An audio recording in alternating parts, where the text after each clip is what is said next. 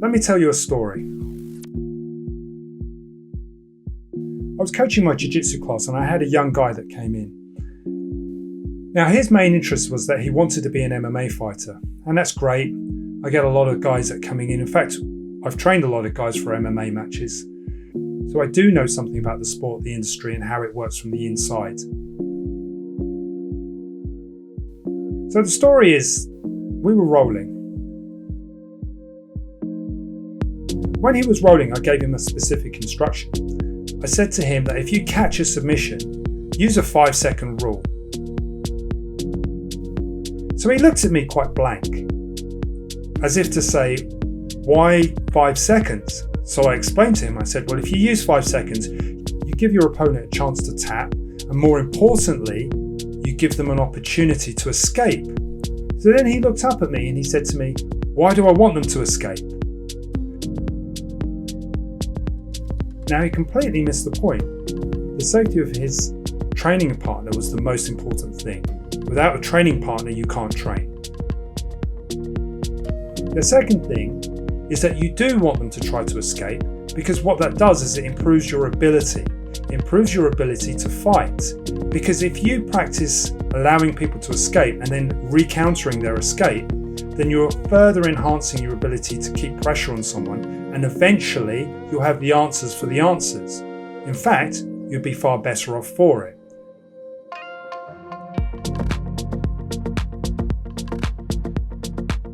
Unfortunately, he was short-sighted. He couldn't understand that. Because the way that I look at fighting is quite simple. It's about problem solving.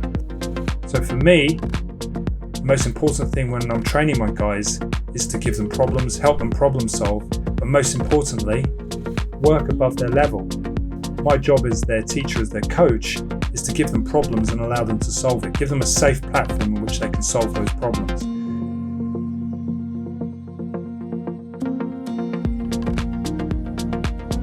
So essentially their thinking starts to become much more cerebral. And it really doesn't matter whether we're boxing, kicking, wrestling, doing Jiu-Jitsu, doing Wing Chun even. It's even the same with all the styles that we train, is trying to blend a form of thinking where you are naturally making decisions without actually having to over-process it. I generally don't try to smash any of the guys that I train with, because it's not my training session, it's their training session. So the way that I look at it is that whenever we're training, I try to operate just at a slight level above what they're doing.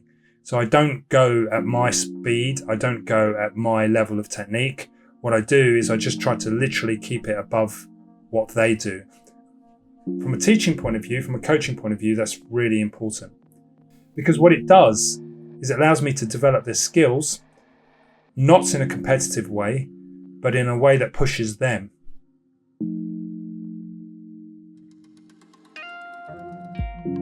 Remember, I've been saying this lately in a lot of my videos.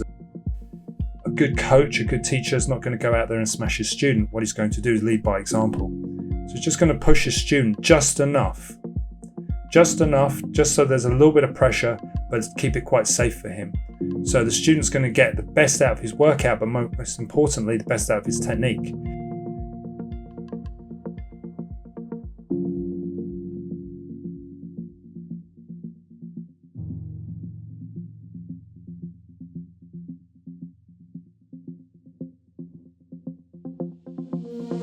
Now, sometimes what I do, which is more interesting, especially in Jiu-Jitsu, is I'll catch a submission and I'll hold it for a little while. I won't finish the submission. I'll see if they escape or try to escape. And then usually what I'll do is I'll transition to something else if they don't. Or, most importantly, I'll give them an opportunity to ask me why or how they got caught in that submission. And then I can break it down stage by stage and say, well, okay, this is what you did wrong. And we can work on it and we can go back, and then what I'll do is I'll put the person back into that submission position and then see if they learn anything from that, so to see if they develop the skills. So hopefully this has been some use to you. It just gives you a little bit of an idea how we train in-house. I do produce a lot of YouTube videos, and I get the feeling that people think that we actually don't train, but I spend a good period of my week training martial arts. Everything from Jiu-Jitsu, Judo, Wing Chun, boxing, kickboxing, sandar, there's a lot of skills that I train throughout the week, and that's in addition to actually teaching. So it gives you a little bit of an insight in what we do and how we keep it real.